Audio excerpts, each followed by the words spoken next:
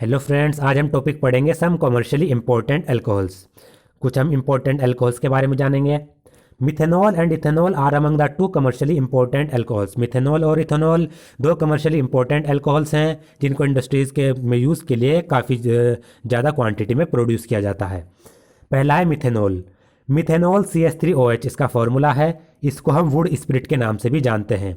और जो मिथेनॉल है वो सबसे पहले वुड के डिस्ट्रक्टिव डिस्टिलेशन से बनाया गया था। इसमें टर्म आया destructive distillation.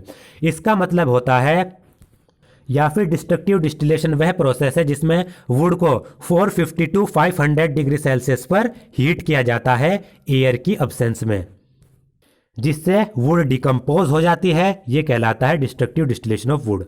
Today, most of the methanol is produced by catalytic hydrogenation of carbon monoxide at high pressure and temperature and in the presence of zinc oxide या Cr2O3 catalyst, chromium oxide. तो आजकल methanol को बनाने के लिए क्या किया जाता है?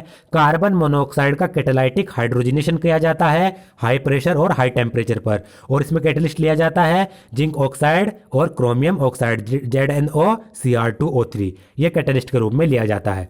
तो कार्बन मोनोऑक्साइड का हाइड्रोजनेशन किया गया 2H2 के साथ।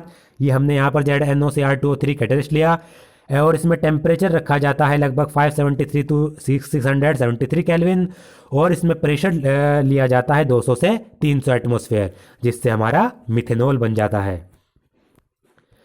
Methanol is a colourless liquid and boils at 337 kelvin. Methanol colourless liquid है और इसका बॉइलिंग पॉइंट 337 केल्विन है।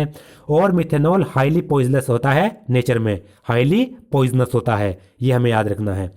Ingestion of even small quantities of methanol can cause blindness and large quantities cause even death। अगर methanol को थोड़ा बहुत भी ingest कर लिया जाए, इंजेस्ट का मतलब है ये थोड़ा बहुत भी स्मॉल क्वांटिटीज़ में भी बॉडी के अंदर चला जाए, तो इससे ब्लाइंडनेस हो सकती है, अंधापन, आदमी अंधा हो सकता है या कोई भी ऑर्गेनिज्म। और अगर मिथेनॉल की लार्ज क्वांटिटी इंजेस्ट कर ली जाए, लार्ज क्वांटिटी बॉडी के अंदर चली जाए, तो इससे डेथ भी हो सकती है। और जो मिथेनॉल है वो पेंट्स में, वार्निशेस में सॉल्वेंट के रूप में भी इस्तेमाल किया जाता है। और साथ ही साथ ये फॉर्मल्डिहाइड बनाने के लिए HCHO फॉर्मल्डिहाइड बनाने के लिए भी मिथेनॉल का इस्तेमाल किया जाता है। सेकंड है इथेनॉल। इसका फॉर्मूला होता है C2H5OH, और इसको कमर्शियली फर्मेंटेशन के द्वारा इसको ऑब्टेन किया जाता है। और सबसे इंपॉर्टेंट मेथड क्या है? Oldest method. इथेनॉल को बनाने के लिए शुगर्स का फर्मेंटेशन किया जाता है, ये ओल्डेस्ट मेथड है। The sugar in molasses, sugarcane और fruit such as grapes is converted to glucose and fructose, both of which have the formula C6H12O6 in the presence of enzyme invertase. जो sugar होती है molasses के अंदर, जैसे कि sugar cane के अंदर जो शुगर होगी, फ्रूट्स के अंदर जो शुगर होगी, या फिर अंगूर यानी ग्रेप्स के अंदर जो शुगर होगी, उसको फर्मेंट करके उसको कन्वर्ट किया जाता है ग्लूकोज और फ्रुक्टोज में। और ग्लूकोज और फ्रुक्टोज का दोनों का फॉर्मूला ये होता है C6H12O6। और शुगर को जब ग्लूकोज और फ्रुक्टोज में कन्वर्ट किया जा रहा है, उसमें एक एंजाइम की आवश्यकता पड़ती है। उस एंजाइम का नाम है इन्वर्टेज। इन्वर्टेज एंजाइम शुगर को क्या करता है? जो शुगर केन के अंदर जो शुगर है उसको ग्लूकोज और फ्रुक्टोज में कन्वर्ट कर देता है। सिंपल कहें, सुक्रोज को ग्लूकोज और फ्रुक्टोज में कन्वर्ट कर रहा है। Glucose and fructose undergo fermentation in the presence of another enzyme, zymase, which is found in yeast। उसके बाद ग्लूकोज और फ्रुक्टोज जो बने, इनका फर्मेंटेशन किया जाता है एक एंजाइम की प्रेजेंस में जिसका नाम है जाइमेज, और ये जाइमेज एंजाइम यीस्ट में पाया जाता है, यीस्ट में प्रेजेंट होता है। तो पहले क्या किया जा रहा है? शुगर केन, फ्रूट या ग्रेप्स के अंदर जो शुगर है उनको कन्वर्ट किया जा रहा है ग्लूकोज और फ्रुक्टोज में। फिर इसका फर्मेंटेशन किया जा रहा है जाइमेस एंजाइम की प्रेजेंस में, जो यीस्ट से पाया जाता है। तो इसमें दो चीज़ें याद रखनी है। इन्वर्टेज एंजाइम शुगर को ग्लूकोज फ्रुक्टोज में कन्वर्ट करेगा, फिर जाइमेज एंजाइम क्या करेगा? ग्लूकोज और फ्रुक्टोज का फर्मेंटेशन करेगा। जैसे शुगर का फॉर्मूला C12H22O11, इसको इन्वर्टेज एंजाइम वाटर की प्रेजेंस में ग्लूकोज फ्रुक्टोज में कन्वर्ट कर देता है। फिर ग्लूकोज या फ्रुक्टोज का फर्मेंटेशन करता है जाइमेज, जिससे C2H5OH हमारा इथेनॉल बनता है, कार्बन डाइऑक्साइड निकलती है। In wine making grapes are the source of sugars and yeast. अगर वाइन मेकिंग की बात की जाए, वाइन बनाई जा रही है, तो उसमें शुगर्स का जो सोर्स होता है वो ग्रेप्स होते हैं, अंगूरों से बनाई जाती है। As grapes ripen the quantity of sugar increase and yeast grow on the outer skin.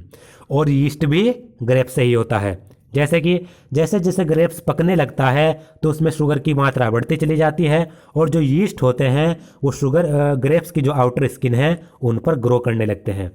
When grapes are crushed, sugars and the enzyme come in contact and fermentation start।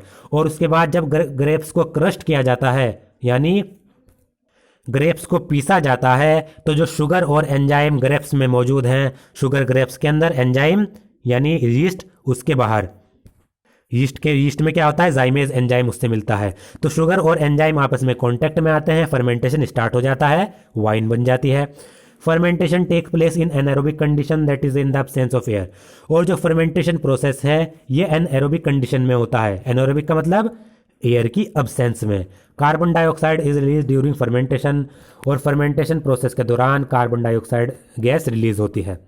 The action of zymase is inhibited once the percentage of alcohol formed exceed 14%। अब ये important है, जैसे ही alcohol जो बनी उसकी percentage 14% से ज़्यादा हो जाए, एल्कोहल बनने की जो परसेंटेज है वो 14% से ज़्यादा हो जाए, उसके बाद जाइमेज का जो एक्शन है वो अपने आप ही रुक जाता है। If air get into fermentation mixture the oxygen of air oxidises ethanol to ethanoic acid which in turn destroy the taste of alcoholic drinks.